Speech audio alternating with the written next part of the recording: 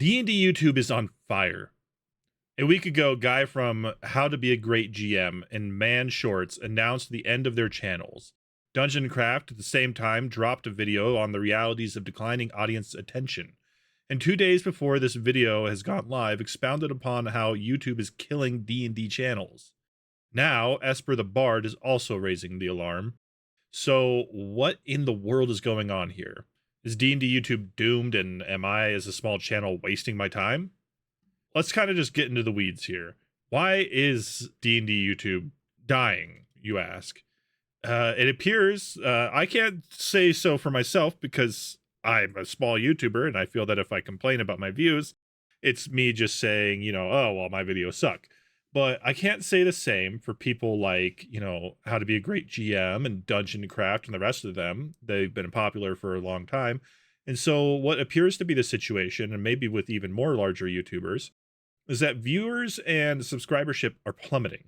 People are just not interested in most of the content that I think is probably like D&D educational channels productions. I don't know exactly how pervasive this is. I don't know if this is dealing damage to like Ginny D or XP to level 3, who I don't see him post very often, but maybe I'm just not paying attention. And so with these declining numbers, it seems that several D&D YouTubers, or at least a couple so far, have kind of decided to just drop things. With Dungeon Craft, he has been getting some flack about how he's been making clickbaity material, and he went into great detail as to why he does that, and that the kind of content that he is being criticized for not making is actually content he makes consistently, but nobody ever views. So what exactly is causing this downward trend? I think it's pretty obvious that if, YouTubers are starting to fall off the edge, and I know I've heard even, I've spoke about her earlier, Ginny D, within the past year or two, has talked about how difficult it can be in the space to get views. And so I feel like this has been a problem that has probably been expounding for a while, and I just haven't noticed it because I'm so small. But what is causing this downward trend? I think that it was explained probably pretty well with Guy, and I might have heard some of it from Dungeon Craft, that most information in the D&D sphere for educational content has honestly been told already. If you want to learn to be a DM, you have so much amazing information at your fingertips for free already that most new videos aren't even explaining really anything new that you can't already learn somewhere else. I don't know if I fully agree with this, but I would agree to it to quite a strong extent, that most of what you can learn has already been put in video, which, what does that mean for me? I post educational content for DMs. Well, we'll get a little more into that later, because looking at the writing on the wall has been telling me that I should probably be looking at my strategies a little different. A part of the problem is that making D&D content is extremely challenging. And I feel that I've only been, learning this within the past 3 years of like really starting this channel. It's within the last 2 or 3 years that I started this. Honestly, I don't keep a very close track of when I started doing this kind of content. It requires hours of extensive scripting, expensive audio equipment, lighting, and don't even get me on actual recording. The amount of mistakes I make mid-recording could create a freaking black hole if I weren't deleting everything after upload. The editing process takes hours and hours. So a problem arises when you spend hundreds of hours and weeks, if not months, to produce something informative, only for you to find that it makes very little views. Like this is a big problem. We have lives. You get paid hourly to have your job. I have an hourly job as it is. And so, and the great words of the goblins from Warcraft, time is money, friends.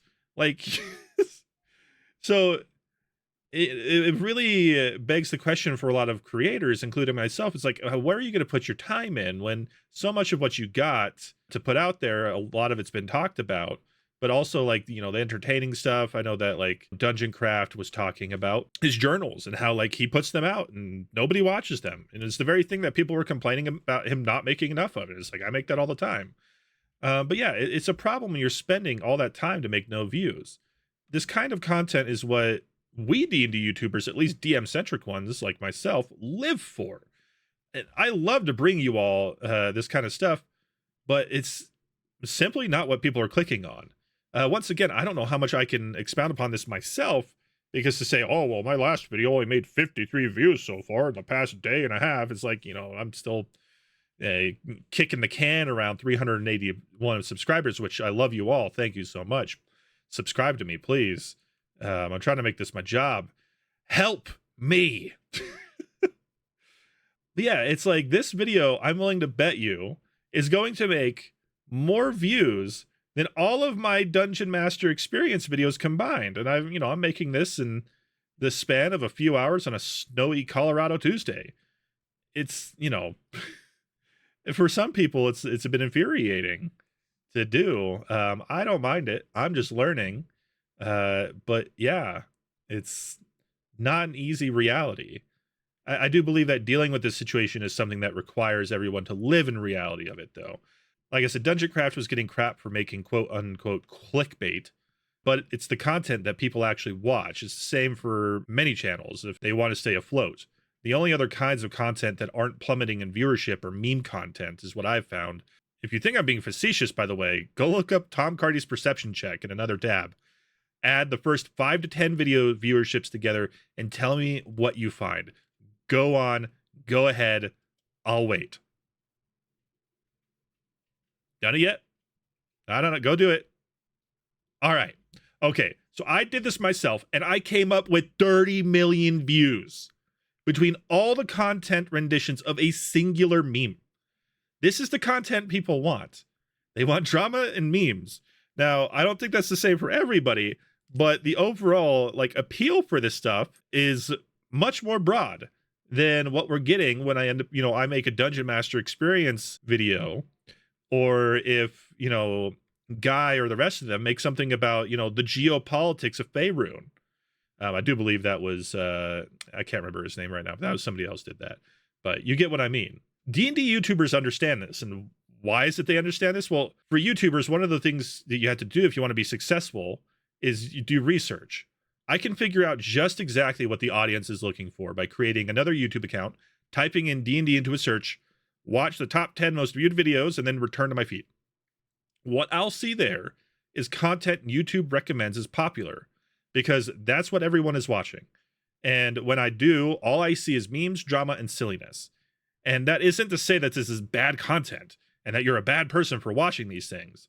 But also, as long as it's the content people are consuming, then it's content you're going to get. My personal best video at the moment is a tongue-in-cheek review of the content of Big B's Presents Glory of the Giants. And this kind of content is something I will almost certainly be plumbing for a while once my readings of the Dungeon Master Experience videos are finished. So are these just excuses? A need for a change in direction? I don't fully know the answer, but I do have a hypothesis as to what needs to change for the betterment of the whole TTRPG space. So I'll have another video right up here as soon as possible explaining things that I think need to happen for the quote-unquote D&D YouTube to thrive once more. So thank you, and peace out.